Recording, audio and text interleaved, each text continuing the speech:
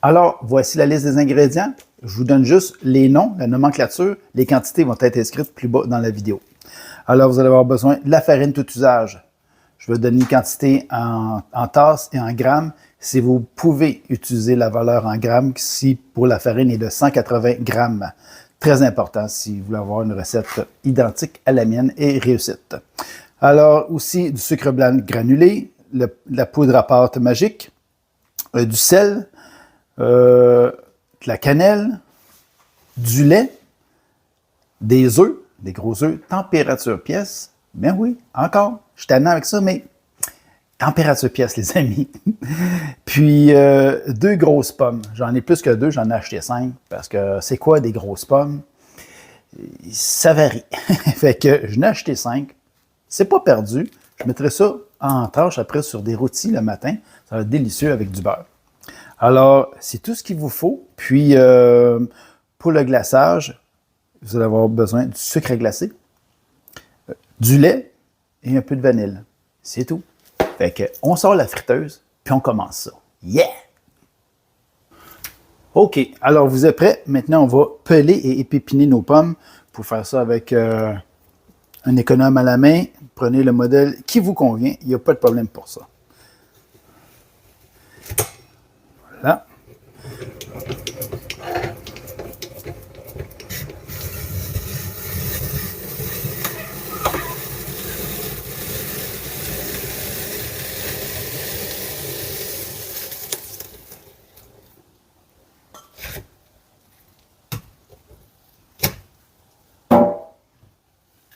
À présent, je vais couper les pommes grossièrement. Je veux vraiment avoir des bons morceaux de pommes sous la dent.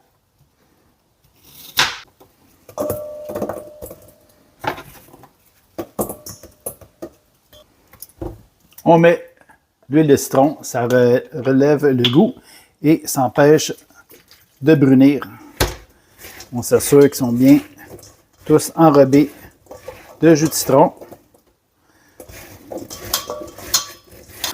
OK, pour commencer, j'ai besoin de 180 g de farine ou une tasse et demie. Mais si vous pouvez le faire en grammes, c'est encore meilleur. On va allumer ça avant. Voilà. 180 g.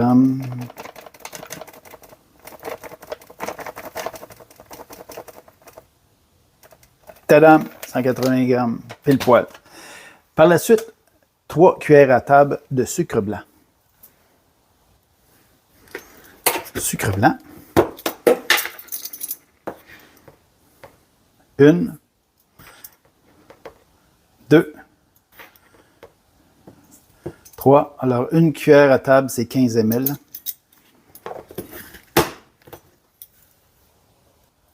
2 cuillères à thé et demi de poudre à pâte magique ou de levure chimique.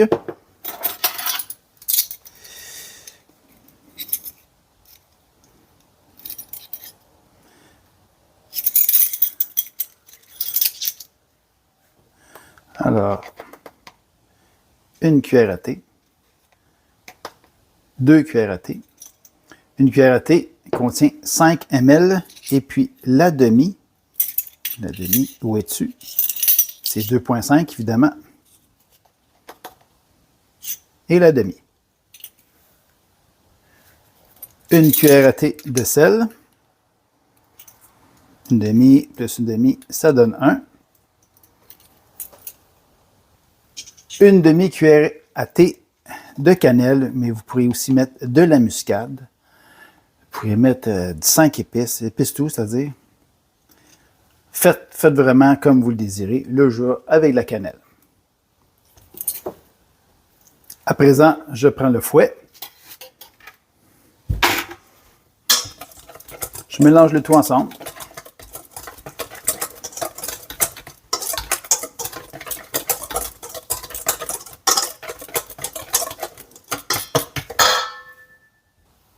Dans un plus petit bol, je vais mettre mes œufs. 2 gros œufs température pièce.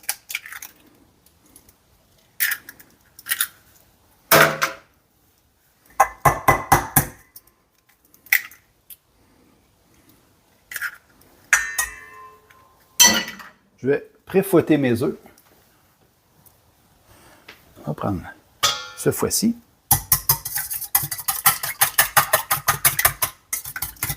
Juste pour les défaire un petit peu.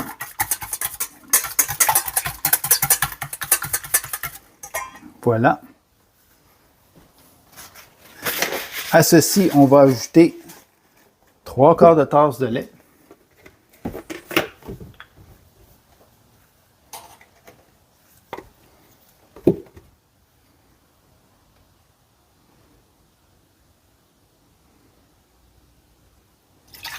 Un quart. 2/4. 3/4. Vous auriez pu mettre de la crème.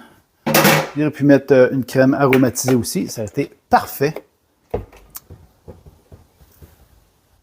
On ajoute aussi une cuillère à table de vanille. Mais ça peut être aussi n'importe quoi d'autre à votre goût.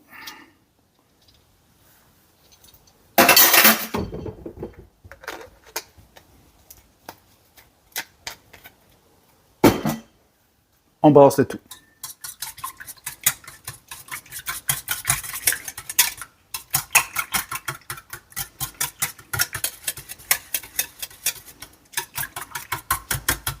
Voilà.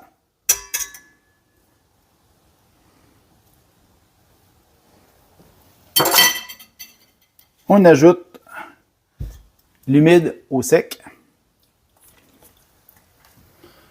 On prend une maryse.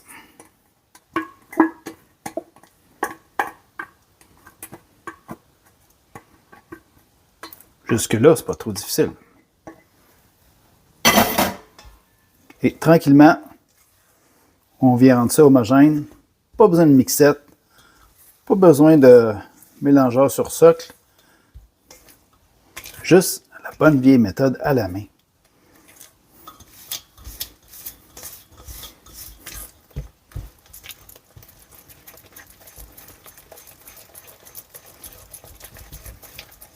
On vient bien racler les rebords et on va vérifier en dessous s'il resterait de la farine de coller, de regrouper. Il va y avoir des petits motons et c'est tout à fait correct pour ce genre de recette-ci. Des petites agglomérations. Ça va être grumeleux un petit peu, là, mais très légèrement. Je viens écraser avec la spatule dans le fond, assurer qu'il ne reste pas de morceaux de farine ou d'ingrédients secs. Maintenant, on ajoute des pommes. Là, je vais utiliser, vu que j'ai du jus de citron dans le fond, je vais utiliser quelque chose pour les tamiser. Je vais y aller avec cette quantité-ci pour voir. Puis je vais y aller à l'œil si j'en rajoute ou pas. Il faut qu'on ait l'impression d'avoir plus de pommes que de pâte.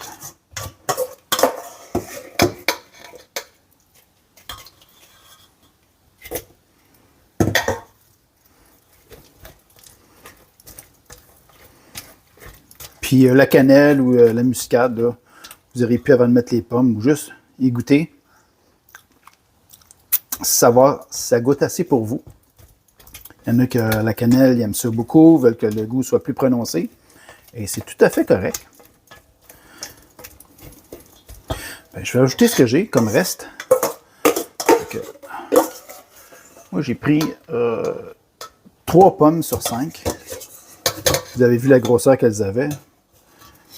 J'en ai une que je n'ai pas encore pelée, l'autre qui est déjà pelée. Je vais l'ajouter à mon jus de citron ici, puis je vais m'en servir pour d'autres choses.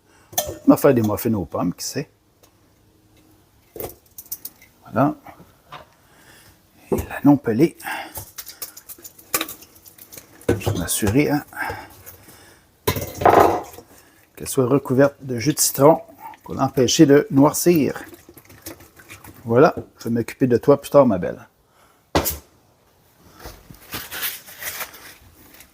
Hey, ça fait longtemps que j'ai pas dit ça, ma belle. J'avais plus le droit de dire ça. Ouais. Que veux-tu? C'était pas dit méchamment. Mais elle aimait pas ça. C'est correct.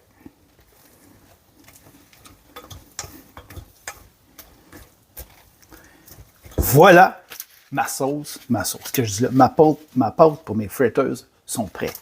Maintenant, je vais organiser ma friteuse.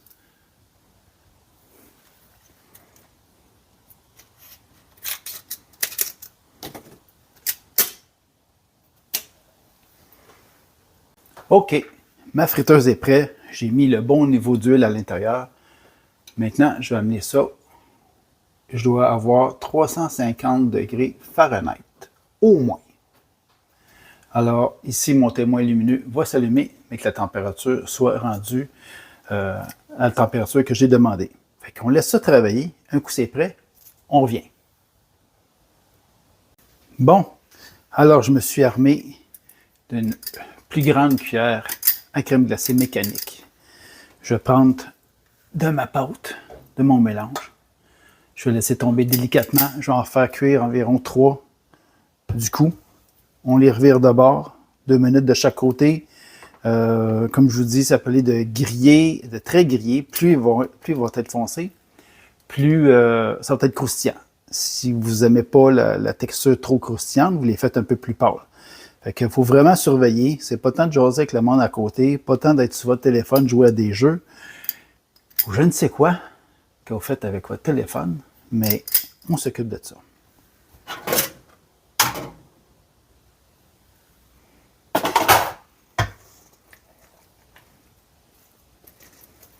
Alors, voici la première. Et de une.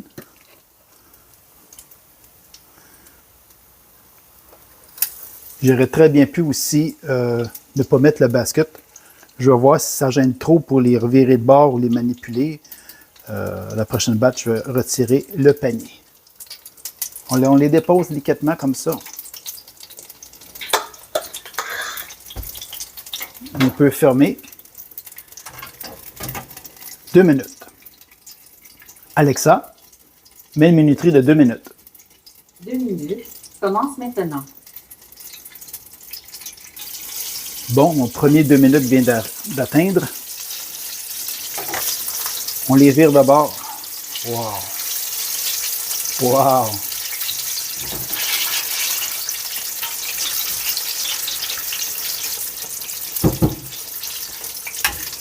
Encore un 2 minutes. Alexa, mets une minuterie de 2 minutes. 2 minutes. Commence maintenant.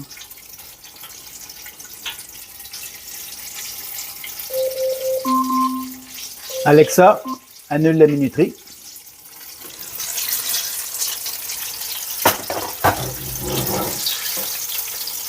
Alors, j'utilise cet instrument ajouré.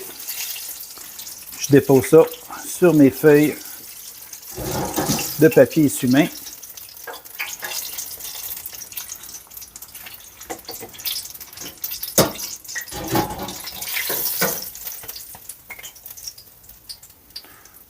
Voici la coloration. Comme je vous dis, vous pouvez les faire plus pâles. Moi, c'est ma première fois que je fais cette recette.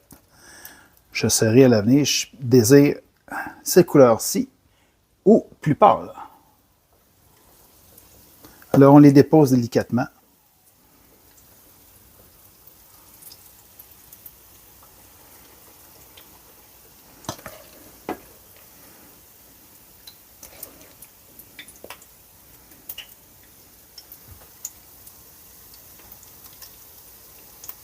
Voilà. Et ainsi de suite, jusqu'à la toute fin. Voilà, ça m'a donné 12 gros fritters de gros format. Maintenant, ils le refroidissent. Et puis après ça, ben, c'est l'étape du glaçage.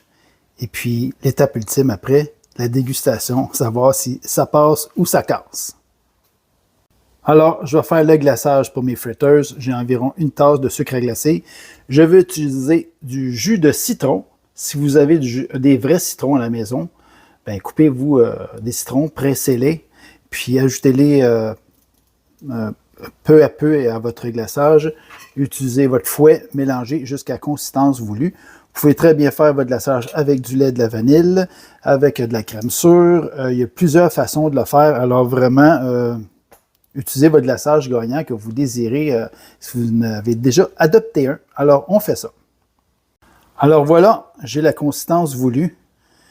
C'était un peu trop liquide quand j'ai rajouté mon jus de citron, ma première étape. Fait que j'ai parcouru l'épaississement de mon glaçage. Ouais, merci Gustave. En rajoutant du sucre à glacer. Non, Gustave. Bon, un instant les amis. Gustave. Bon, Gustave est parti faire un tour à terre. Alors, ben c'est ça. Fait que si c'est trop liquide, vous rajoutez un peu de sucre à glacer. Prenez une cuillère, mettez-en vraiment une petite quantité. Brassez encore avec votre fouet. Vous allez voir, vous allez atteindre la consistance que vous voulez. Maintenant, je vais mettre ça sur mes fritters qui sont maintenant température pièce. OK, on y va. Alors, on va juste faire du drizzling. Excusez-moi les anglicismes. Parsemez de votre glaçage, vos fritters, où vous auriez pu les prendre et tout simplement les prendre et les... Attendez-vous les canards? Mon Dieu! Ils sont toute une flopée. Alors, vous auriez pu prendre votre fritters, aller le tremper dedans et le remettre sur votre grillage.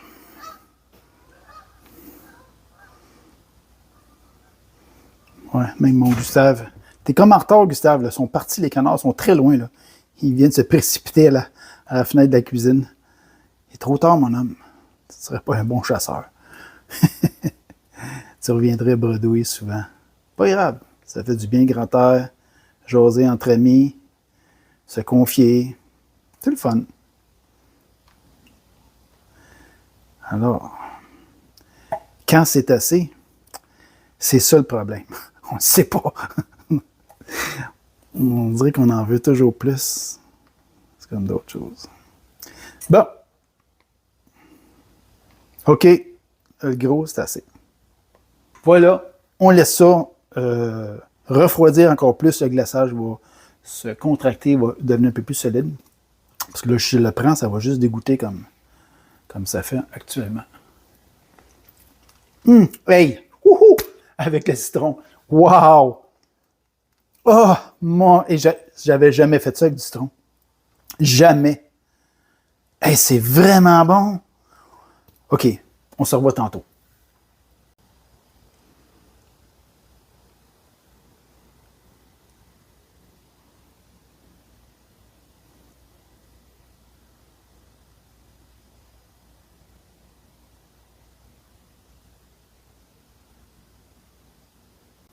Bon, et bien, les amis, c'est le moment de vérité. Regardez-moi ça. Mon Apple's Fritter fait maison. Alors, je me lance. Je vais goûter ça.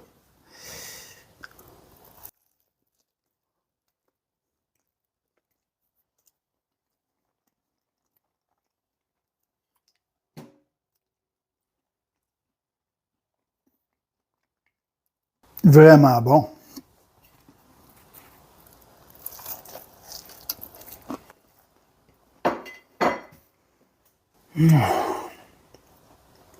Tellement bon. Tellement bon.